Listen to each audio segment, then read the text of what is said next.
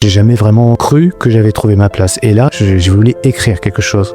Alors si on en vient à Enduroma, donc ce livre c'est un héritage, une boîte à outils de compréhension en tout cas, sur la base d'une expérience. Et ce bouquin, il irradie l'amour de Laurence, des autres, de la nature. J'ai été percuté par cette appétence, cette délectation, j'allais dire, sur l'ensemble de cette épreuve qui pourrait aussi être vue comme une contrainte, une difficulté énorme, etc. On ressent ça, ce supplément d'âme ou d'amour, au-delà de l'exploit technique, de l'explication, du mental, du physique, de la nutrition, tous ces aspects-là. Comment tu ressens ça, comment tu l'exprimes, pourquoi tu utilises le mot amour et qu'est-ce que ça veut dire pour toi tout ça? Pour répondre à la question, c'est plus on écrit, plus on va mettre des processus qui font qu'on est capable de se connecter avec des... Hop, on franchit une marche, une autre, on ancre.